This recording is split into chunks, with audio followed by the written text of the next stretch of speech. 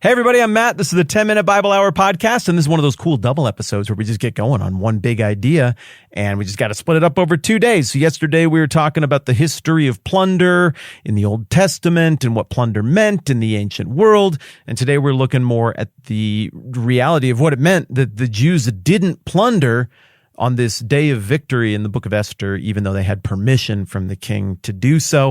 I'm going to have my wonderful friend Jeffrey play some music, and we'll just pick up right where we left off.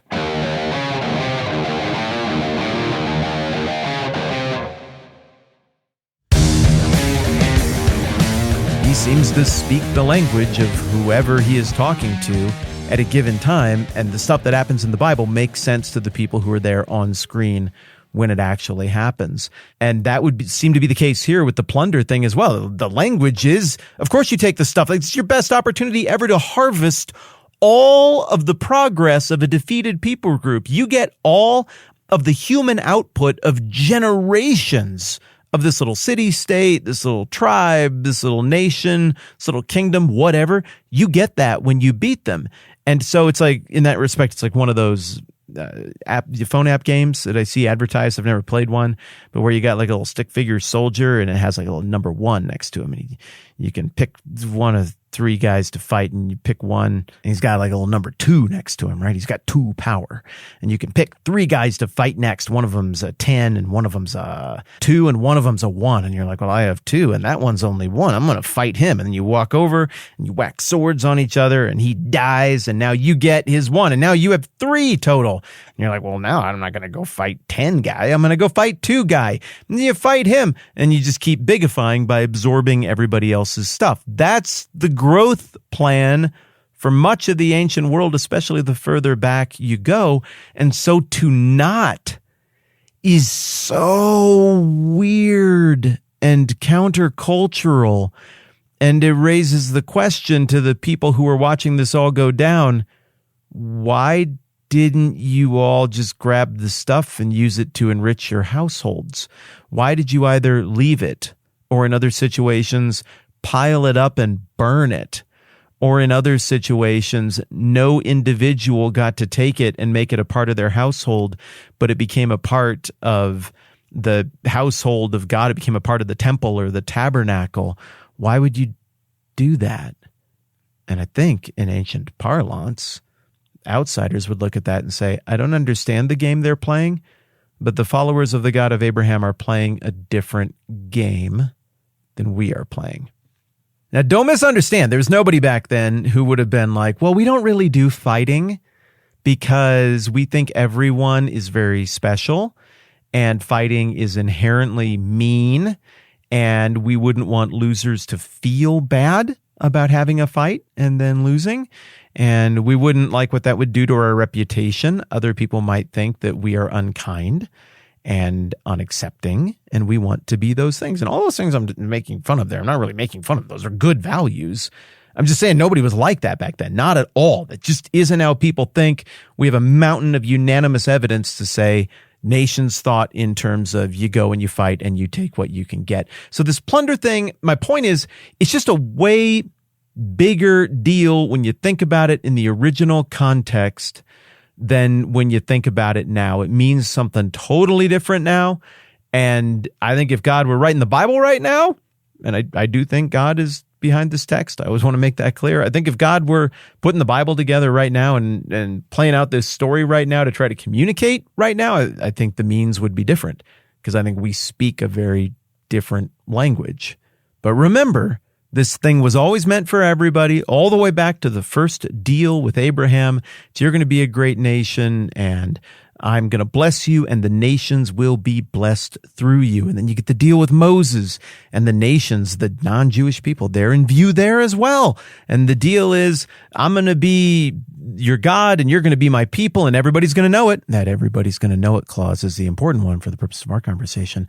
Because if you obey me, I'm going to bless you, and if you disobey me, I'm going to punish you. And everybody's going to see this pattern emerge, and they're going to realize that this thing is real and that it's true. The nations were always in view. Isaiah and Zechariah, as we've discussed, point toward what Jesus does, what Paul writes about in the New Testament, and what eventually is visualized in the book of Revelation, which is the summary and completion of all of the theology and the narrative arc of the Bible, where all the nations go to the temple, to the presence of God, and they worship God. They lay down those crowns and acknowledge that God is the one true king. Every knee bows, every tongue confesses. But this plunder thing, and then sometimes lack of plunder thing, which just nobody did, that was a unique way of communicating something about this visional tidbit of it to the larger ancient world. So, fast forward all the way to the tail end of the ancient world. We're getting toward what we categorize as the classical world when we get into Persia. And now the word plunder comes back up. And no one would be surprised when they encounter Mordecai's edict that we read about in chapter 8. That says, how exactly is it phrased? Let me just read it to you. Verse 11, chapter 8. The king's edict granted the Jews in every city the right to assemble and protect themselves, to destroy, kill, and annihilate any armed force of any nationality or province that might attack them and their women and children, and to plunder the property of their enemies. Nobody would be surprised when that was in the edict, because this is still how we thought about things in the 400s BC. What would have melted people's brains is when the 13th day of the 12th month, the month of Adar, comes around, and the fighting actually breaks out under the watchful eye of Mordecai, and all around the empire, the Jews win, and they win big. But then instead of going into their enemies' houses and taking all their stuff, which... like, come on, bro, you earned it. It's not pretty, but blood-stained and all, that's your stuff now. Nobody else has a claim on it. They don't, though. They don't go in there and do that. And no plunder was taken. And the author of Esther, by my quick count, maybe I'll amend this later, but I think 3 different times makes it very explicit they were allowed to plunder by Persian law, but they did not. And in doing so, I think that the author is evoking 2 things here that you're supposed to catch. The original audience would have caught easily, but for you and I, we got to think about it a little bit harder. Thing number 1, this is not a political squabble, even though God is not named in this document. The author of Esther is saying this is a holy war. This is a completion of a holy war that was declared a long time ago, that was not resolved, that was still on pause. There was no armistice. This was something of a reloading period that went on for centuries, but this is the 3rd act of an ongoing war that has lasted for a millennium. So the original audience would have read this and been like, oh, whoa, it's consecrated to the Lord. This stuff, this plunder, it's not for the people who carried it out. Okay, so, red X there on the plunder line of the marching orders. Okay, that helps us connect this with other instances like this throughout the Old Testament. This is indeed holy war, not political squabble. Thing number 2, it's going to melt the brains of the neighbors, and it's going to make them fear the Jews and Mordecai even more, right? Wait a dang minute. They just did this out of self-defense and principle. It wasn't really financially expedient. I mean, I suppose it's financially expedient to not die. You tend to earn more when you're not dead and when you can do things and whatnot. But in that respect, this was clearly meant as a message to the Jews and to their neighbors that this is a holy war, not your typical political squabble. And it's meant to reiterate to the neighbors that the Jews are playing a different game and that their God is involved, even if his name hasn't come up in this story.